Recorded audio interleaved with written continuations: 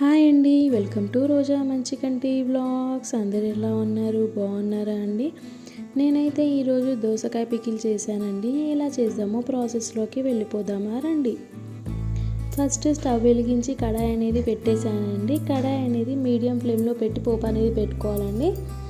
అప్పుడే పోపు మాడకుండా ఉంటుందన్నమాట.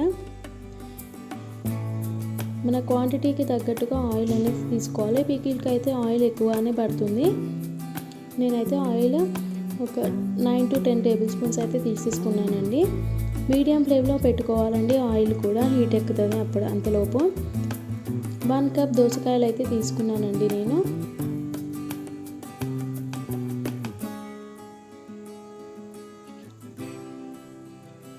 మీడియం ఫ్లేమ్లోనే ఆయిల్ అనేది హీట్ ఎక్కించాలన్నమాట.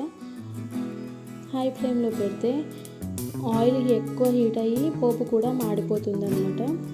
అందుకే మీడియం ఫ్లేమ్లో చేసుకోవాలి. చూడండి, ఆయిల్ అనేది కూడా హీట్ అయిపోయిన తర్వాత 1 టేబుల్ స్పూన్ జీలకర్ర యాడ్ చేశాను. 1 టేబుల్ స్పూన్ ఆవాలు కూడా యాడ్ చేస్తున్నానండి.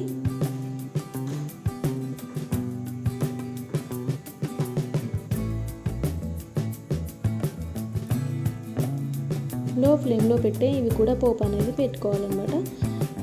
జీలకర్ర ఆవాలు చిటపట్లాడిన తర్వాత పైకి తేలుతాయి కదా, అప్పుడు మనకు పోపు వచ్చిందని తెలుస్తుంది.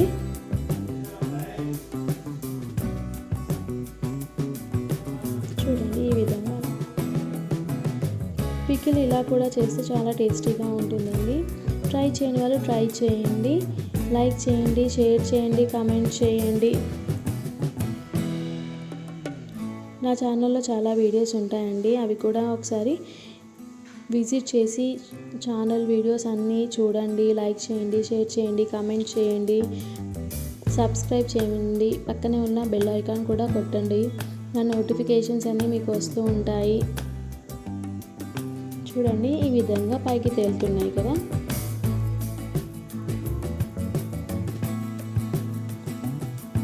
మంచిగా పోపు అనేది ఇలా పెట్టేసుకోవాలి. స్టవ్ ఆఫ్ చేసేసేయాలండి. చేసిన తర్వాత అల్లం వెల్లుల్లి పేస్ట్ 2 టేబుల్ స్పూన్స్ యాడ్ చేయాలి.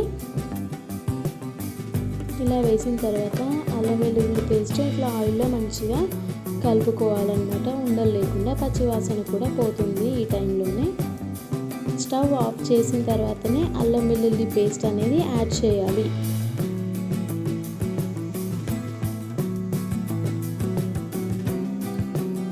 మంచిగా కలుపుకున్న తర్వాత ఇది పోపు అనేది పూర్తిగా చల్లారిపోవాలన్నమాట. చల్లారిన తర్వాతనే మనము దీంట్లో మిర్చి పౌడర్ అన్నీ యాడ్ చేసుకోవాలి. చూసారా, చల్లగా అయిపోయింది.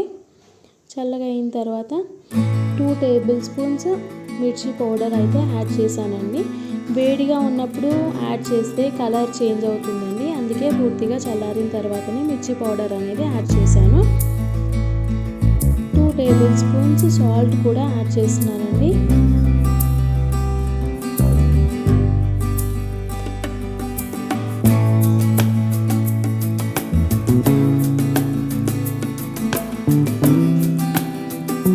ఇప్పుడు 1/2 టేబుల్ స్పూన్ పసుపు,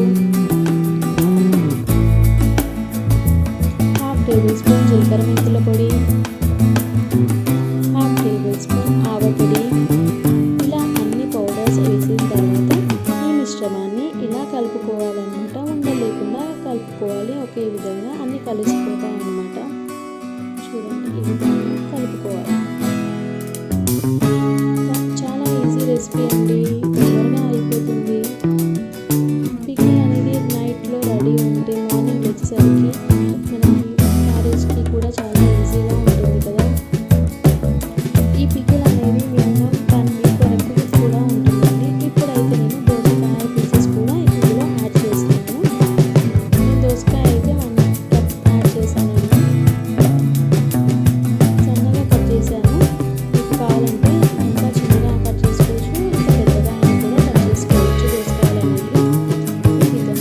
దోసకాయ కూడా మనం